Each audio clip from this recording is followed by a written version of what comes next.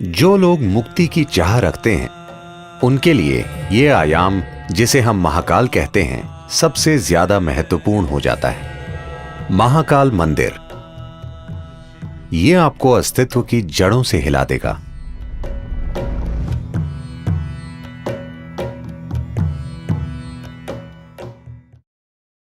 शिव एक ऐसे देवता हैं जिन्हें नाम नहीं देना चाहिए, क्योंकि उन्हें नाम देना उन्हें सीमित और छोटा करने जैसा है। साथ ही साथ उनके कई सारे नामों का संग्रह भी इस अवर्णीय रहस्य को प्रकट करता है कि वो कौन है, या इस अवर्णीय रहस्य को कि ये सृष्टि क्या है। उनके तमाम रूपों में काल भैरव या महाकाल एक महत्वपूर्ण और साथ ही उग्र रूप है। महाकाल के रूप में वो समय के स्वामी हैं। काल भैरव के रूप में वो समय के विनाशक हैं। Kala means time. काल का अर्थ है समय। समय का आपको जो अनुभव है वो बस अस्तित्व का चक्र में घूमना है। पृथ्वी एक बार घूमती है, वो एक दिन होता है। चंद्रमा पृथ्वी का चक्कर लगाता है, उसे एक महीना कहते हैं। पृथ्वी सूर्य का चक्कर लगाती है, वो एक साल हो जाता है। हर चीज जिसे आप समय मानते हैं, आपकी घड़ी भी चक्रों से जुड़ी है। हर चीज जो भौतिक है वो चक्रीय प्रकृति की है। अणु से लेकर ब्रह्मांड तक हर चीज जो भौतिक है वो स्वाभाविक रूप से चक्रीय प्रकृति की है, और अपने भौतिक अस्तित्व के कारण और आप जो हैं उसकी भौतिक प्रकृति के साथ आपके जुड़ाव के कारण आपको समय का बोध है। अब आप यहां बैठे हैं क्योंकि आपके पास एक शरीर है, इसलिए वो समय का हिसाब रख रहा है। जब आप जीवन की चक्रीय गति से मुक्त हो जाते हैं तो हम कहते हैं कि आपने मुक्ति पा ली है या मोक्ष पा लिया। तो जो लोग मुक्ति की चाह रखते हैं, जो लोग मोक्ष प्राप्त करना चाहते हैं, उनके लिए ये आयाम, जिसे हम महाकाल कहते हैं, सबसे ज्यादा महत्वपूर्ण हो जाता है।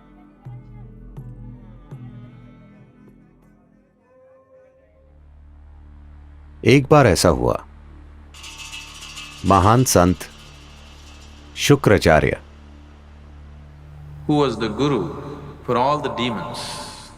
जो दानवों के गुरु थे, उन्होंने शिव की भक्ति में घोर तपस्या की और शिव को प्रकट होना पड़ा। जब वे प्रकट हुए तो शुक्राचार्य ने अमर होने का वरदान मांगा।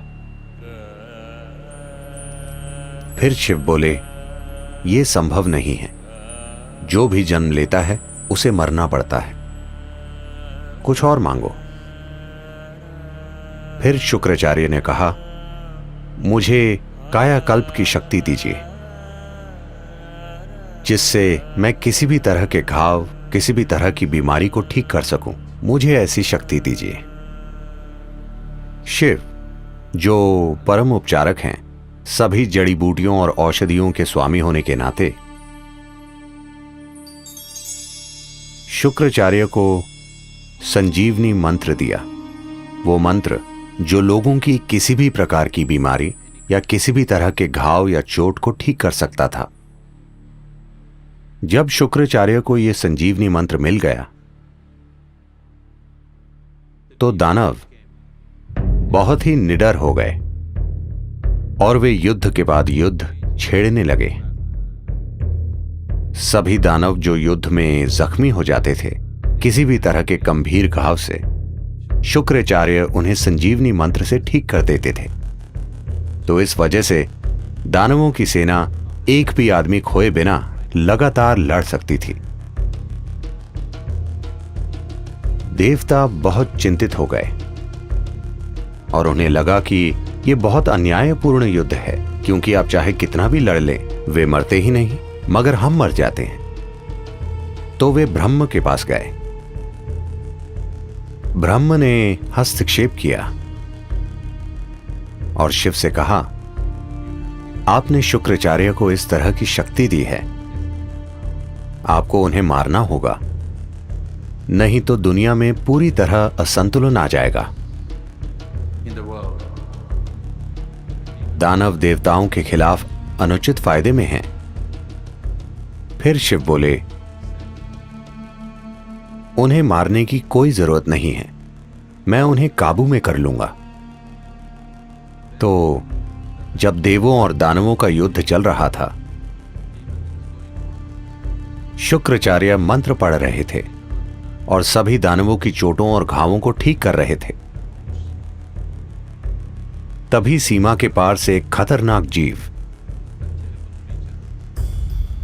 एक राक्षसी जिसका नाम कृतिका था, एक भयानक रूप में प्रकट हुई। वो शिव की एक गण थी। उसने आकर शुक्राचार्य को अपनी कोख में खींच लिया और वे वहां एक भ्रूण की तरह रहे और वे काबू में आ गए। फिर देवताओं और दानवों के बीच संतुलन कायम हो गया। अधिक उचित और न्यायपूर्ण युद्ध लड़े गए। फिर ब्रह्म बहुत हैरान हुए और उन्होंने सोचा, सिर्फ महाकाल ही ऐसा कर सकते हैं।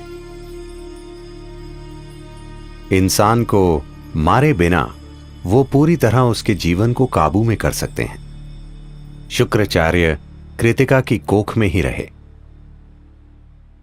और संजीवनी मंत्र बेकार हो गया। या दूसरे शब्दों में, महाकाल ने शुक्राचार्य के लिए समय को रोक दिया, जिससे वो आगे नहीं बढ़ सके।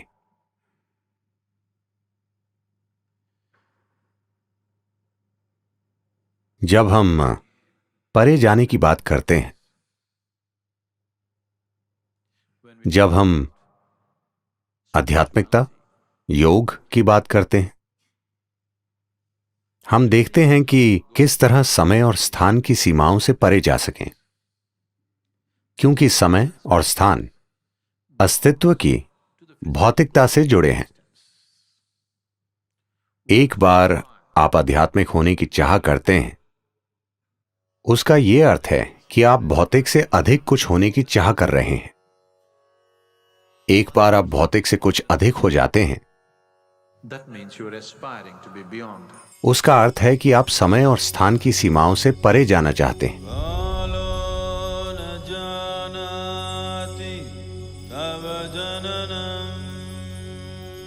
महाकाल मंदिर में जिस लिंग की प्राण प्रतिष्ठा की गई है, उसकी प्रकृति बेहद असाधारण है। यह आपको अस्तित्व की जड़ों से हिला देगा।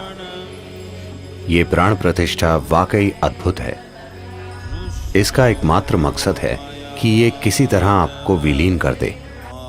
इस मंदिर में पूरी तैयारी के साथ जाना चाहिए, क्योंकि यह बहुत शक्तिशाली है और कमजोर दिल वालों के लिए नहीं है। यह आपको अंदर से हिला देता है। हर दिन महाकाल को जो भेंट अर्पित की जाती है, वो शमशान से लाई गई ताजा राख है, क्योंकि उन्हें यही पसंद है और वो जैसे हैं उन्हें वैसा बनाए रखती है। दुर्भाग्य से मैंने सुना है कि We be getting so bloody civilized. हम इतने सभ्य होते जा रहे हैं, अब शायद कुछ आंदोलनकारियों के विरोध के कारण वो शमशान की राख का इस्तेमाल नहीं कर रहे हैं। दुर्भाग्य से वो गाय या बैल के गोबर का इस्तेमाल कर रहे हैं। ये सिर्फ संस्कृति से जुड़ी चीज नहीं है, इसके पीछे एक विज्ञान है।